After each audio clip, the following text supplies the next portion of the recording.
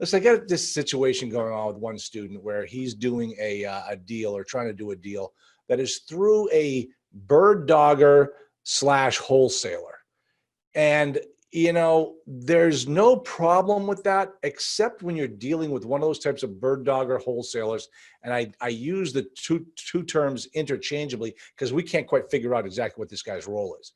But I don't like using these types of Birddogger wholesalers who lack control. And one of the reasons that you can easily tell that they lack control is on the initial phone calls, the initial correspondence, what they demand of you. And let me read to you right from this. And I've got 2 points I want to make in this process. So it's an assumption, and it's a pretty large assumption. And guess what he doesn't tell you? He doesn't tell you the loan balance. So right away, if he doesn't tell you the loan balance, you can't even figure out the cash on cash return on an assumption if you don't have that information. So the owner forum member is asking the Birddogger for, hey, tell me the amortization, tell me the loan balance so I can plug it into the cash flow analyzer and I can come up with the answers. And they come back and they say, the only way the seller is going to release the amortization schedule, loan balance by property, and confirm interest rates is if he receives an LOI and a proof of funds. Okay, so right away, red flag. All right, that means that this guy does not have control. He's one of these daisy chain Birddoggers who has to submit this offer in a particular way to the person up the food chain so that he can get it submitted in there. Well, first off, if he doesn't give you that information, you can't even write an LOI that would be valuable. Both would be great. The interest rates on the OM are there to help guide the buyer. We won't know the specifics until the seller is confident that a buyer has the ability to close this deal. And then, okay, so when you see that they're right away, before anything, they want an LOI and a POF. Now, there's one other thing I got to share with you, and this is amazing to me. Let me just find this. The student sent me over an exchange that he had with the broker or with the Birddogger. Now, folks, listen to this. I've been doing this for 10 years. I have never seen this before in my life. So he says, if the buyer comes in at the asking price of $64 million, then the seller would pay the brokerage fees. Please make that little edit for number 8. So in number 8 in the letter of intent says that the seller is responsible for all broker commissions.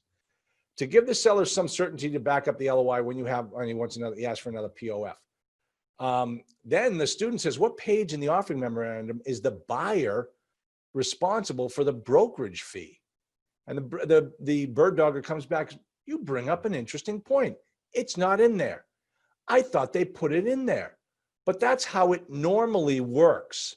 It's standard that the buyer pays the fee if the buyer comes in below the asking price for all deals, just to show the seller he is dealing with someone that is going to perform financial. Okay, wait a minute, I'm getting it confused here. So this guy is saying that if it comes in below the asking price, the broker, the buyer, the owner forum member is responsible for the brokerage commissions. Folks, that's not standard. I've never seen it. It's not normal. And it's just it just tells you that this Birddogger wholesaler has never done this before. This is his first day on the job, and he's trying to pull a fast one to get this deal put through. So don't believe it for a second. And the thing is, in this particular case, we can submit an offer based upon the $64 million purchase price. We'd have to, figure out the LTV at 80%, let's say, and base our cash on cash returns upon those numbers.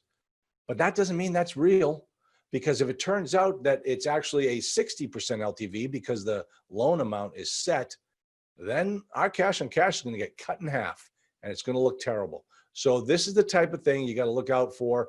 You get the flavor of these things. You hear these guys talking. You'll only do a transaction like this once. The deal will highly unlikely a deal like this will ever close because a guy does not have control, and you'll only do one of these daisy chains bird doggers once, and that's just the way it goes.